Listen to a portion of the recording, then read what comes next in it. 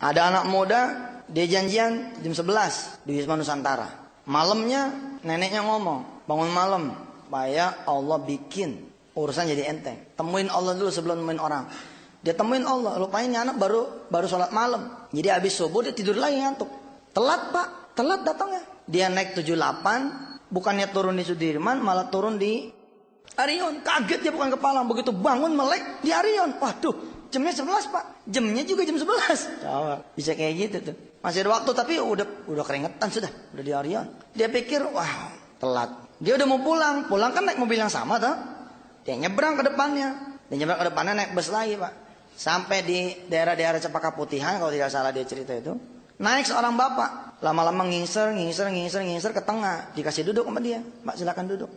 Oh jangan adik aja duduk, nggak apa-apa bapak aja. Duduklah dia nih dengan dasi taruh turun satu kancing, udah aut-autan. Ditegur mau kemana pak? Mau ke Sudirman. Di mana Sudirman ya? Wisma Nusantara. Oh saya juga mau ke situ pak. Ngapain adik ke situ? Ada panggilan kerja pak, tapi ini saya telat pak. Nggak sari-sarinya saya sholat malam, akhirnya ngantuk. Saya jalan habis subuh, saya ketiduran sampai di Arion. Oh, panggilan kerja di lantai berapa? Lantainya sih nggak paham pak. Nanti baru sampai sana baru saya mau tanya kantornya sebelah mana. Nggak tahu si anak ini. Penginterviewnya itu dia. Bener pak itu kejadian, masya Allah itu. Pokoknya kalau kita datang ke Allah, Allah cariin buat kita. Allah pantesin. Tapi kalau kita nggak datang ke Allah, Allah bikin kita jadi jauh. Ceritalah kemudian si bapak ini kenapa dia bisa sampai naik bus. Mobilnya itu bannya betus. Sederhana kan Allah bikin betus bannya. Itu kunci mobil nggak dinaikin ke atas. Hari itu dia nungguin taksi nggak ada yang lewat, nungguin bajai di daerah itu udah nggak ada bajai, naik bus. Nggak tahu gimana ceritanya mau naik bus. Ya udah dek, nanti saya anterin ke ruangan ini dia. Begitu turun, subhanallah, ratusan orang pas sudah nungguin. Ratusan orang nungguin, tapi karena cantelan kita Allah yang maha memiliki ratusan orang ini. Begitu turun di bus, suratnya mana suratnya? Surat panggilan interview mana? Itu ada tulisan tuh, sebutlah Bambang Santoso gitu ya. Apa katanya orang? Nih gua. Ini saya nih yang tanda tangan. Bingung dia. Oh bapak maaf pak. Nggak apa-apa yuk langsung ke ruangan saya. Tapi kan saya telat. Ya kan telat juga, saya juga telat katanya. Begitu ngelewatin yang ratusan orang pada interview, anak muda ini ngomong, lo gak tahajud lo. Lo gak tahajud lo. Gua tahajud nih, lempeng. Barakallah ibu bapak, sambil bercanda saya mengajak bapak ibu untuk bicara hal yang serius. Ini hal yang serius loh. Serius. Jabatan kita udak, dunia kita udak, Allah nggak kita udak.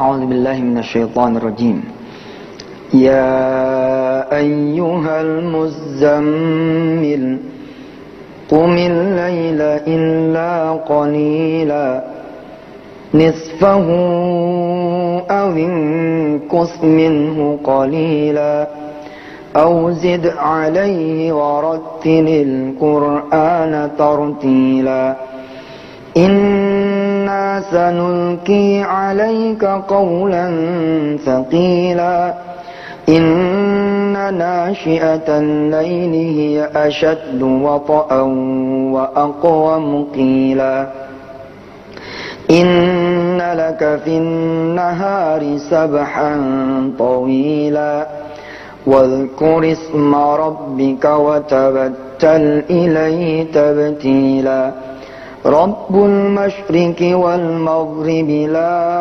إله إلا هو فاتخذه وكيلا واصبر على ما يقولون واهجرهم هجرا جميلا وذرني والمكذبين أولي النعمة ومهلهم قليلا إن لدينا أنكالا وجحيما وطعاما ذا غصة وعذابا أليما يوم ترجف الأرض والجبال وكانت الجبال كثيبا مهيلا إنا أرسلنا أرسلنا إليكم رسولا شاهدا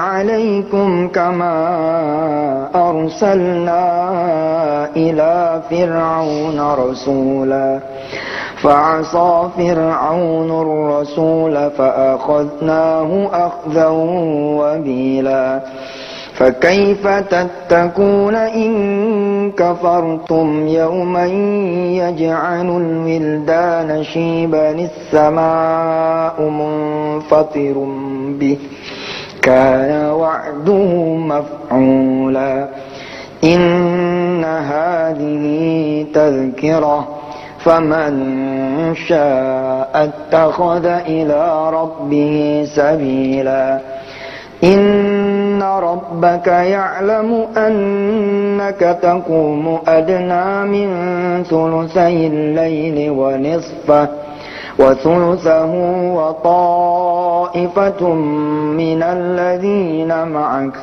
والله يقدر الليل والنهار علم أن لن تحصوه فتاب عليكم فقرؤوا ما تيسر من القرآن علم أن سيكون منكم مرضى وآخرون يضربون في الأرض يبتغون من فضل الله وآخرون يقاتلون في سبيل الله فاقرؤوا ما تيسر منه وأقيموا الصلاة وآتوا الزكاة وأقرضوا الله قرضا حسنا وما تقدموا لأنفسكم من خير تجدوه عند الله